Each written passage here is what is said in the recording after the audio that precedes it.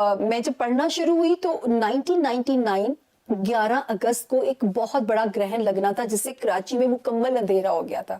उस वक्त नवाज शरीफ साहब की हैवी मैंडेट की गवर्नमेंट थी और मेरे पास उनके एक मिनिस्टर आते थे। वो मिनिस्टर फंसे हुए थे नैब के केसेस में, तो मैंने उन्हें कहा आप केसेस की फिक्र कर रहे हैं, आपकी तो गवर्नमेंट जाने वाली है। वो कहते हैं आप कैसी बातें कर रही हैं सामिया जी। और फिर वो मैंने सीन अपनी आंखों से देखा। जिस सियासी पेशगोई की मैं बात कर रहा हूँ उस वक्त तो प्राइवेट टीवी चैनल्स भी नहीं थे, जी। सोशल मीडिया भी नहीं था, तो आपने किस प्लेटफॉर्म पे वो पेशगोई की अच्छा, थी? वैसे आज तक ना ये सवाल किसी ने नहीं किया, लेकिन आपने क्या बारीक सवाल किया है। उस वक्त सर मेरे इंटरव्यूज शुरू हो गए थे अखबारों में। इंटरव्यू देते हुए कहा कि इस साल 11 अगस्त का जो एक्लिप्स है इस गवर्नमेंट को उड़ा देगा। वो जो मिनिस्टर थे फाइक जमाली उनका नाम था, जफरुल्लाह जमाली के जो भतीजे थे, वो मेरे पास आए थे। अब 2019 26 दिसंबर जब सारे मेरे पैनलिस्ट को रोशन पाकिस्तान नजर आता था, पाकिस्तान रिकॉर्ड तरक्की करेगा, पाकिस्तान ये करेगा, अब उस वक्त भी मैंने उसी ग्रहण को बेस बनाया जो कि 1999 में लगा और मुल्क का ये हाल हुआ। तो आपने इमरान खान के बारे में भी पेशगोई की थी कि 2020 में वो खुद निजाम को लपेट देंगे। जी। लेकिन 2020 का खात्मा तो बिलखैर हुआ। इमरान खान साहब के बारे में मैं हमेशा कहती थी कि ये किंग मेकर बने, किंग ना बने। 21 में भी वो सूरत हाल थी और वही सूरत हाल 2022 के अंदर भी है, कंटिन्यूटी चल रहे हैं। तो मैं अभी भी कहूंगी कि मुझे तो इस मुल्क में एक नए निजाम की खबर से तारा देता है। मैं गलत भी हो सकती हूँ, लेकिन ये एक दिन बताएंगे। 3 बारी ऐसा वक्त आया होगा जब खान साहब या तो खुद फैसले की पोजीशन में आगे होंगे कि सब कुछ क्विट कर दें। कब्र के अंदर का हाल मुर्दा जानता है, वो मैं नहीं बता सकती, वो खान साहब उसी दिन बताएंगे जिस दिन को किताब लिखेंगे। सितारों का पोशीदा इल्म कोई जर्नलिस्ट नहीं बता सकता। जी। इसी तरह जो सियासी तबसरे हैं ये एक एस्ट्रोलॉजर के बस की बात नहीं है, लेकिन आप अपनी सियासी पेशगोइयों की वजह से मीडिया में खासी मकबूल है। अच्छा, मैं उसमें ना तज्जिया नहीं डालती, तो सर मैं तो लॉजिक की बात करती हूँ, दलील की बात करती हूँ। अगर जितनी पेशगोइयां मैं अभी भी दे रही हूँ तो मैं दलील की उसके बेस के ऊपर ही दे रही हूँ। हाँ, वो गलत भी हो सकती है। मैंने पहले ही कहती हूँ कि 70 to 75% ये गाइडलाइन है। मेरी बहुत सारी फेमस प्रेडिक्शंस हैं। अब मेरा दिल चाहता है कि मैं रिटायर हूँ तो मैं किताब लिखूँ, लेकिन रब की दी हुई इज्जत है, वही इसको कायम रख सकते हैं।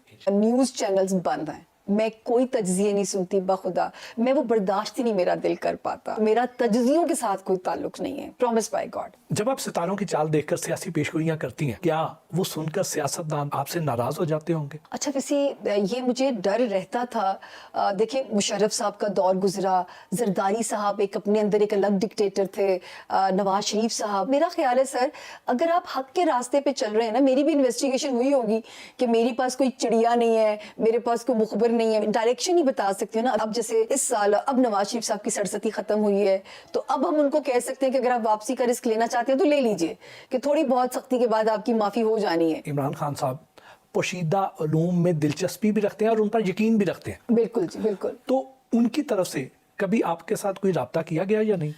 देखिए, धरने के दिनों तक तो मुझे याद है कि जब वो धरना दिया हुआ था तो मेरे पास नंबर था, मैं मिली नहीं उनसे आज तक कभी भी जो है। लेकिन जब मैंने रेहाम खान साहिबा और इनकी तलाक की पेशगोई की तो मुझे डर बहुत था।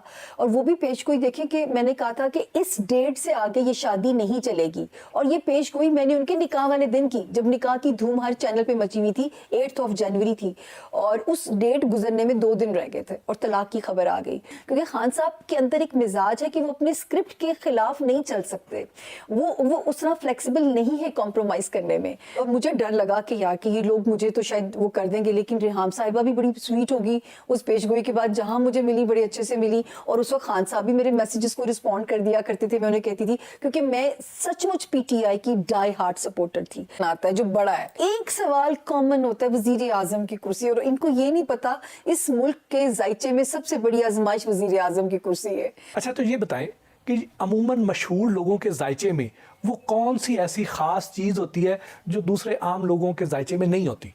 एक और इंटरेस्टिंग सवाल किया आपने।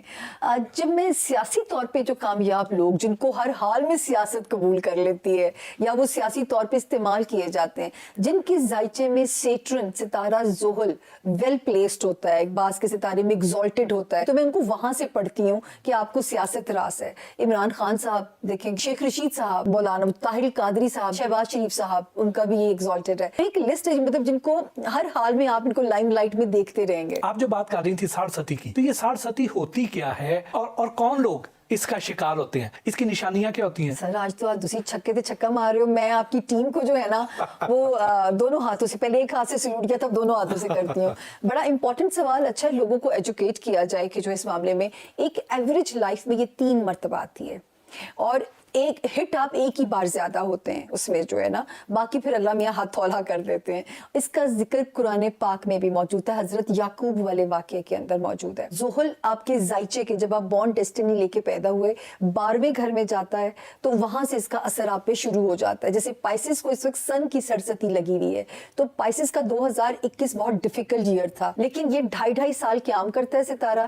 2.5 سال پہلے 2.5 سال بہت سخت ہوتے ہیں, دوسرے 2.5 سال آپ کے رشتوں کے امتحان شروع کر دیتا ہے, اور آخری 2.5 سال میں آپ کی مال کی آزمائش لیتا ہے, پھر یہ نکل جاتا ہے. آپ نواز شریف صاحب کو دیکھ لیں, اتنا بڑا امپائر جس آدمی کا ہو اور وہ اپنی ساکھ نہ بچا سکے, صرف سرستی کے کارنامے تھے. عموماً لوگ شادی بیاہ کے لیے رشتے طے کرتے ہوئے اسٹرالوجر سے کمپیٹیبلٹی چیک کرواتے ہیں, تو ان کے ذائچے میں کون سی ایسی کامن چیزیں ہوتی ہیں کہ جس سے وہ کمپیٹیبل ہو جاتے ہیں؟ Another interesting question, I must say that. دیکھیں, میں لو سٹارز کی اس میں ایک لینگویج ہے, عورت کے لو سٹارز چیک کرنی ہو تو میں سن اور مارس کی پوزیشن بنا کے پڑھتی ہوں.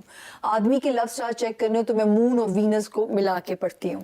چاند وہ واحد ستارہ ہے چاند کہ جو 52 آورز ایک گھر میں رہتا ہے, 52 آورز کے بعد دوسرے گھر میں چھلانگ کر جاتا ہے. تو یہ مرد کی فطرت میں جو ایک وہ رکھا گیا نا کہ اس کے اندر اس کو چینج کی خواہش آنے شروع ہو جاتی ہے, یہ بھی سائنس سے ثابت ہوتا ہے.